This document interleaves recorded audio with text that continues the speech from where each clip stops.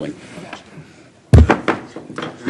at this time, we'll call to order the Board of County Commissioners for the purpose of agenda review for next week's meeting. Will the clerk please call the roll? Commissioner Schaefer? Here. Commissioner Allen? Here. Commissioner Klicka? Here. Commissioner Osterhaus? Here. Commissioner Oshcraft? Here. Commissioner Brown? Here. And Chairman Eilert. Here. We do have a quorum present. Would the clerk please read the proposed consent agenda item?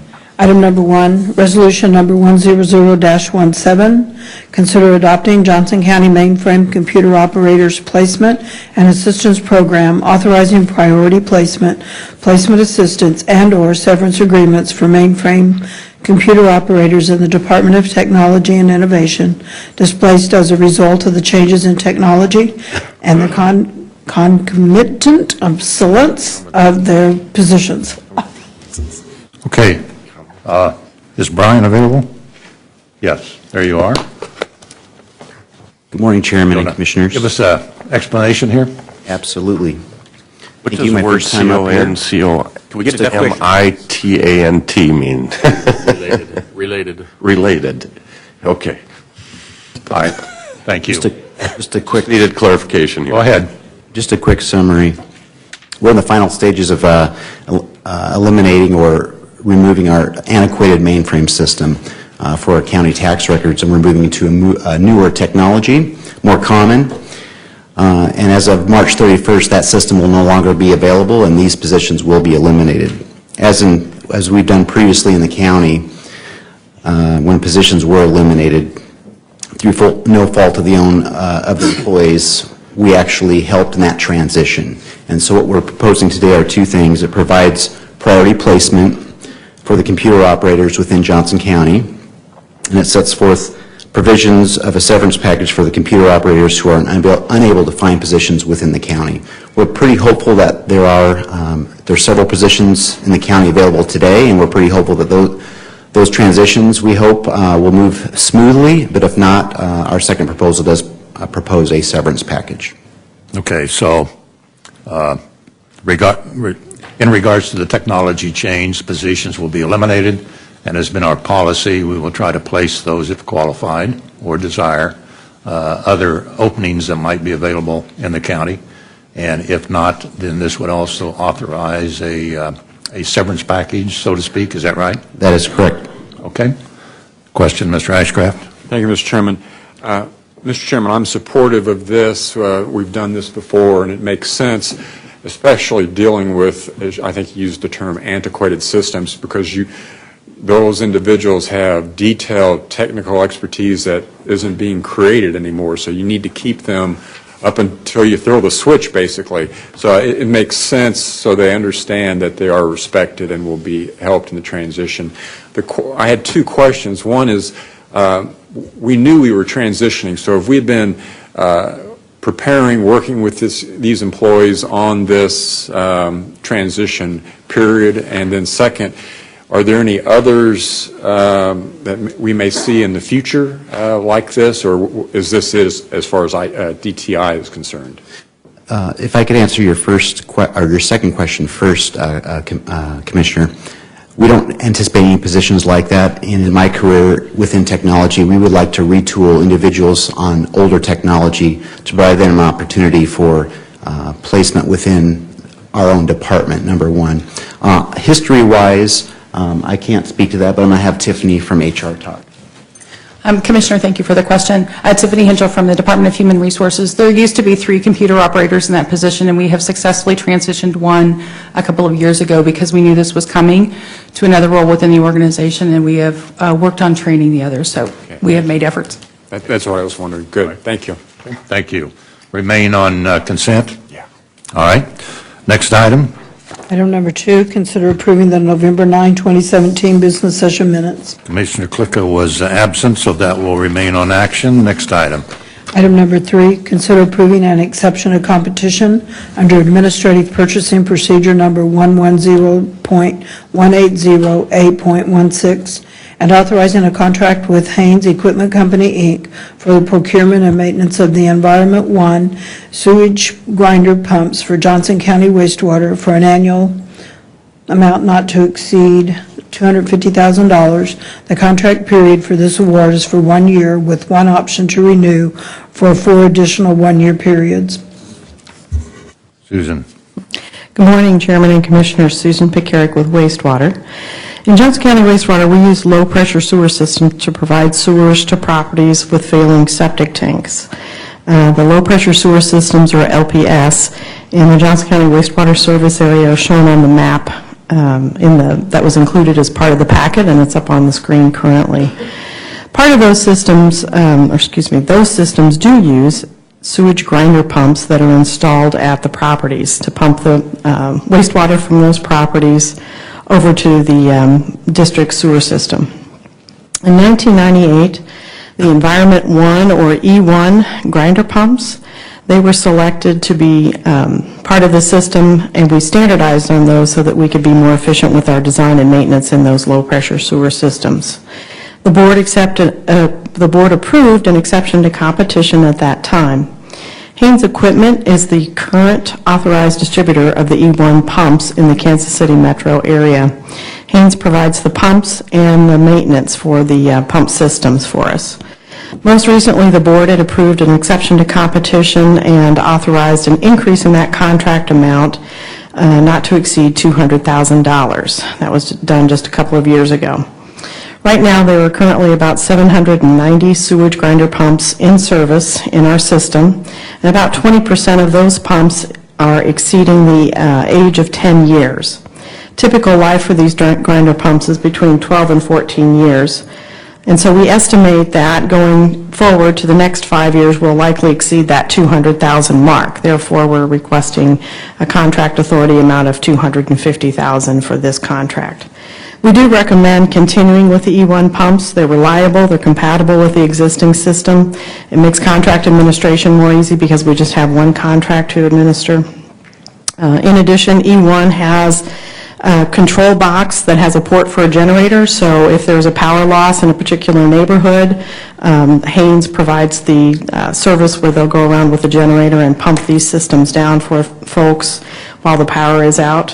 When we look at the Haynes price increases over the last few years, they've been in line with inflation, so we find that their prices are reasonable. So therefore, we would recommend authorizing that contract for $200,000. Okay, questions?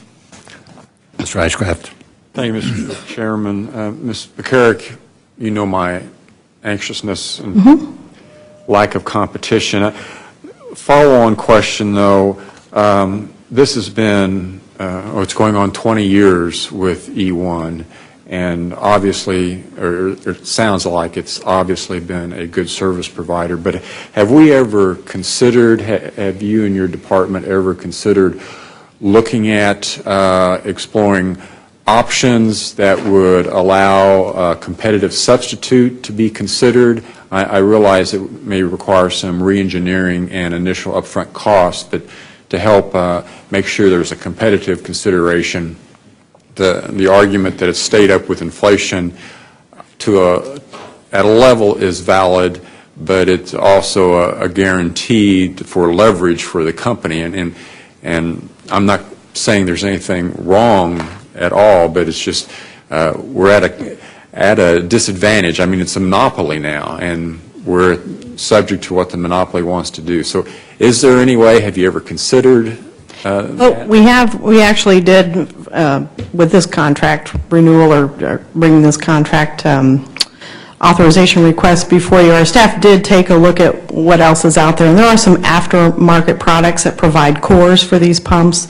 However, the specifications, the type of reliability, the generator port that I was mentioning about so that we can go and pump someone's low-pressure sewer system down during a power outage, those things aren't found in those other systems, so that's really as far as we've gone at this point. Okay, thank you. Mr. Allen. Just real quickly, my prior house, I did have one of these grinder pumps, and went out on a Saturday afternoon, made a phone call. Within 2 hours, they were there to replace it. And talking with the individual, they have contracts all over the Kansas City metro area, And I noticed the majority of these, frankly, are in my district, it looks like. And part of it is just the terrain. It's the least expensive way to do the sewers. But from personal experience and their leverage, it appears to me that this really is kind of a specialty program, and they're staffed to handle that, I think, because of their size. And if we're comfortable with the unit cost or whatever thing, I'm one of those that something's working very well, and I believe this is. As long as the cost is competitive, I'll support it. So thank you. Okay. All right. Well, I've had those calls too. Most of them coming from north of Shawnee Mission Parkway. So, appreciate that. Consent or action? Consent. All right. Consent on this one. Next item. Item number 4, request for proposal number 2017-066. Consider authorizing a term and supply contract with Black & Veatch Corporation, Burns & McDonnell Engineering Corporation, George Butler Associates, Inc., HDR Engineering, Inc., and Trek Design Group, LLC, for engineering services for Johnson County wastewater collection system projects in an amount not to exceed $6 million annually. The contract period for this authorization is for 1 year with an option to renew for 4 additional one-year periods. Mr. Perry. Good morning. Susan Pickerick with Wastewater again. So at Johnson County Wastewater, we use term and supply contracts for engineering support for our studies, designs, and for construction phase services.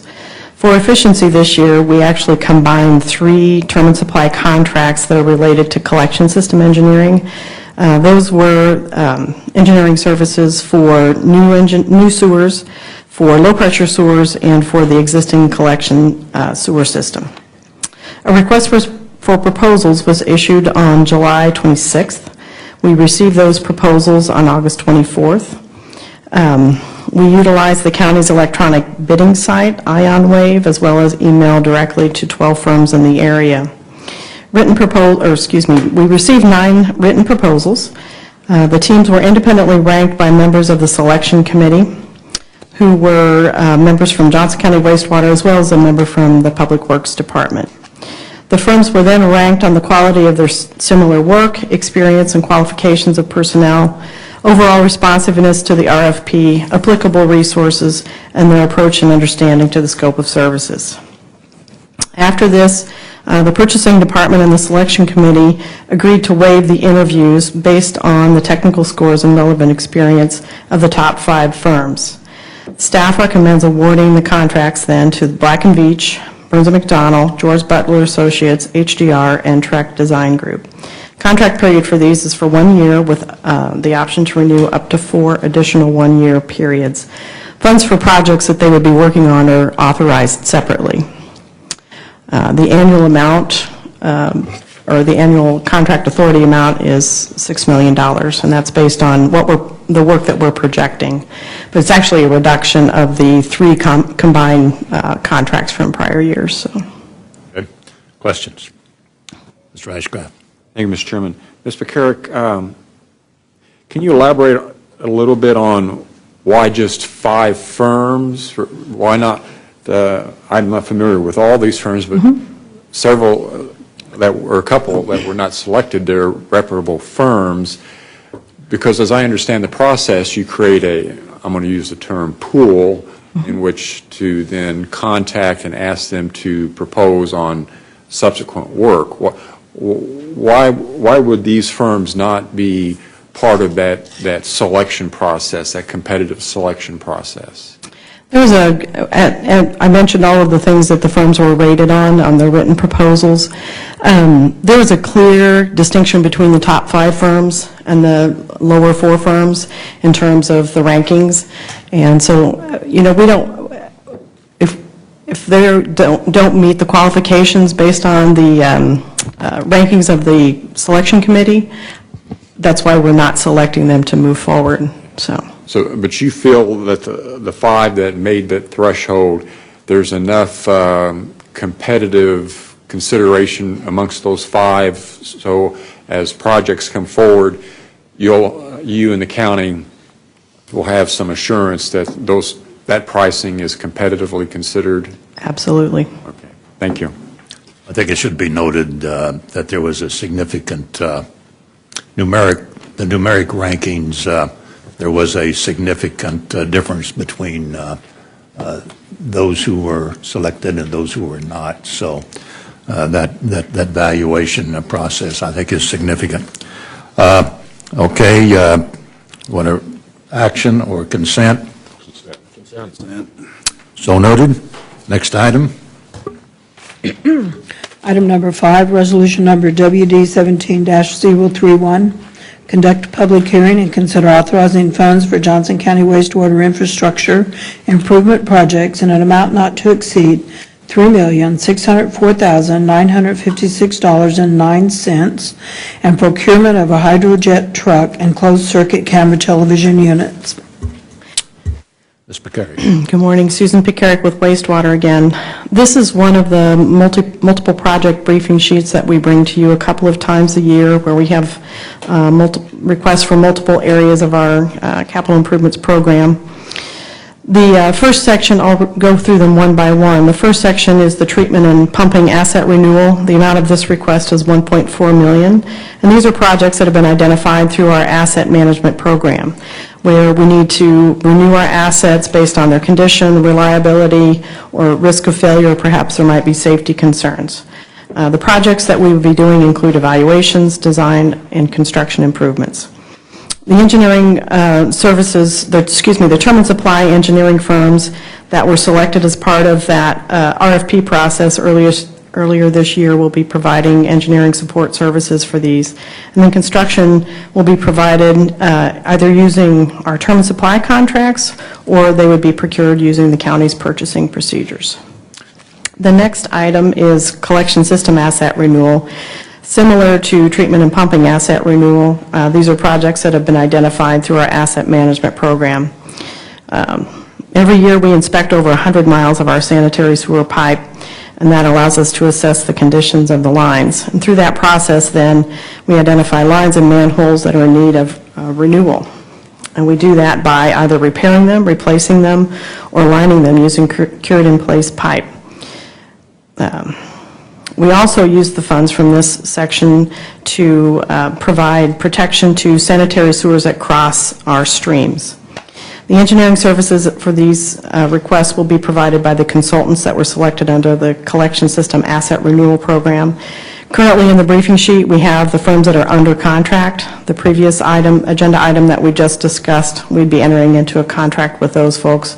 We anticipate before the end of the year when the other contracts expire. Okay, well, this is a public hearing, so it will be held on action.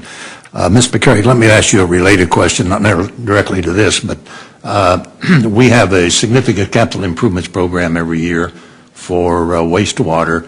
How much of that is debt funded or paid for in cash? Do you know offhand? I don't know off the top of my head. I can get that for you.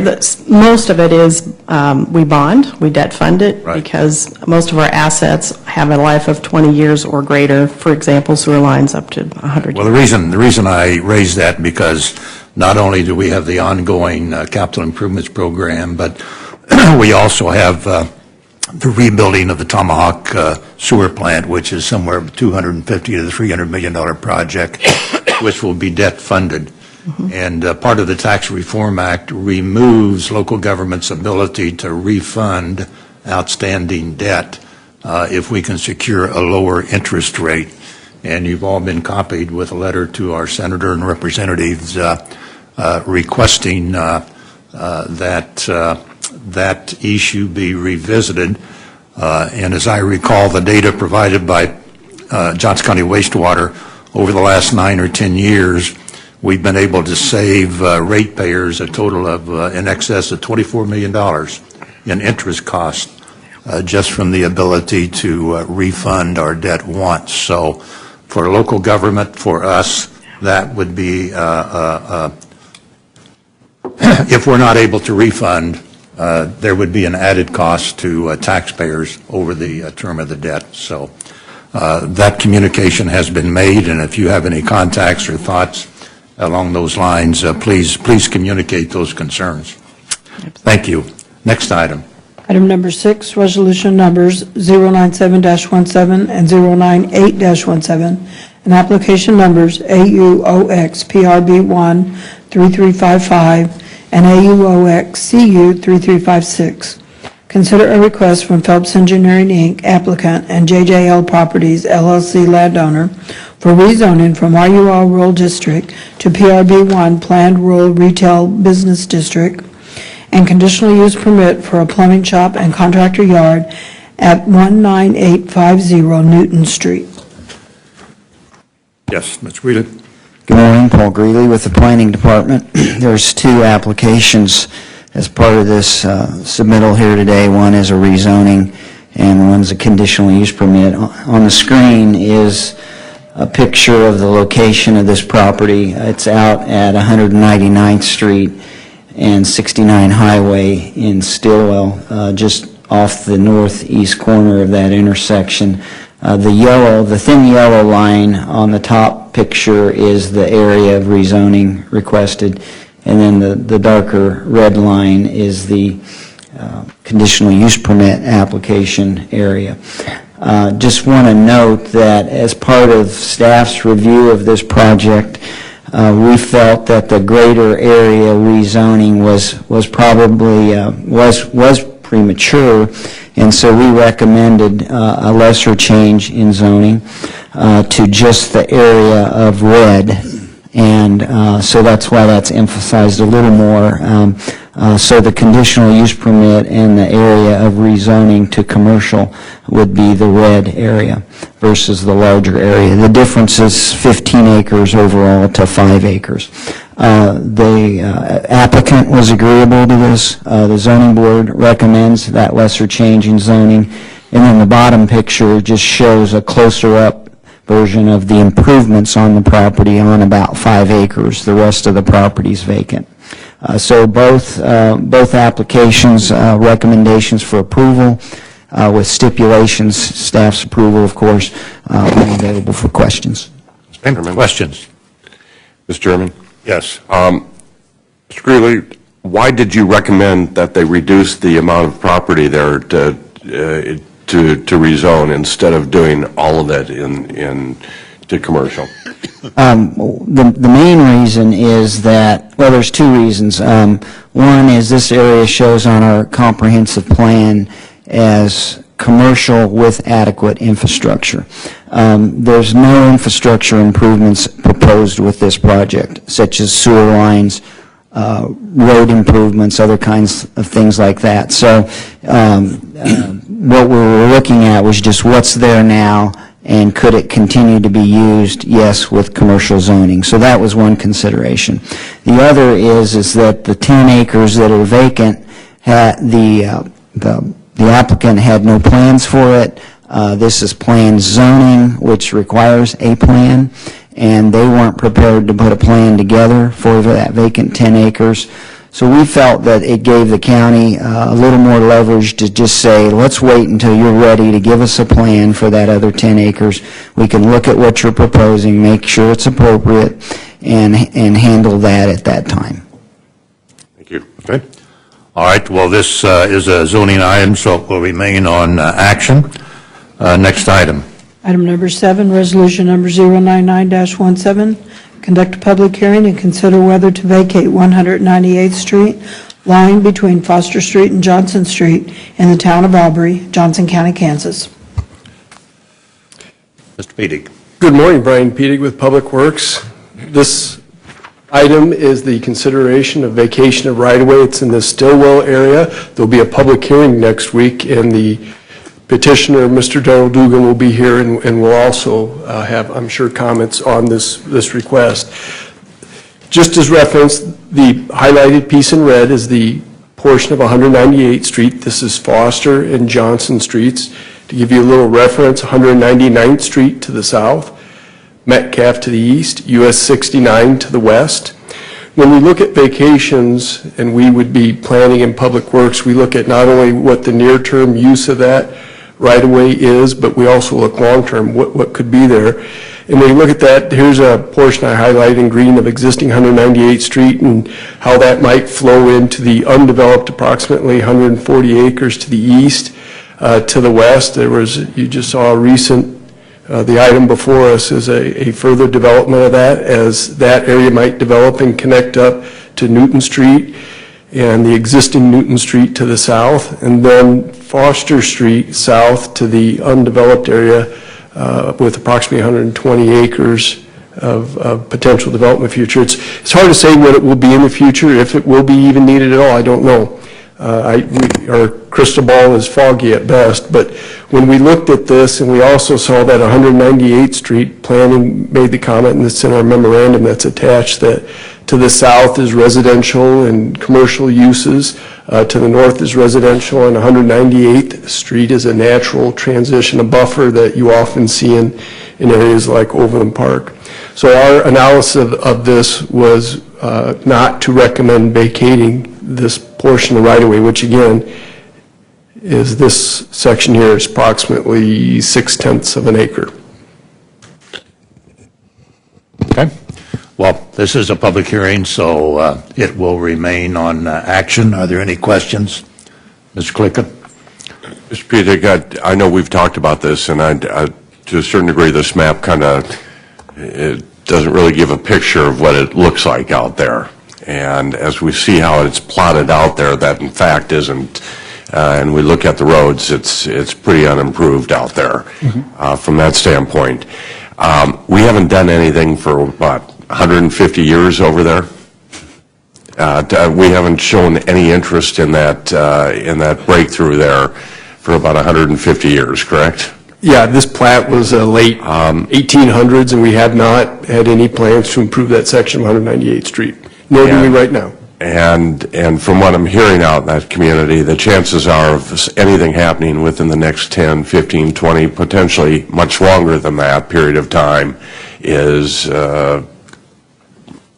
very sketchy if there's anything that happens, especially with the new annexation laws and the desire there to maintain kind of that rural environment. Is that correct? Public Works does not have any plans, nor do I see us in the future improving that section. It would be most likely done with some type of development that came in.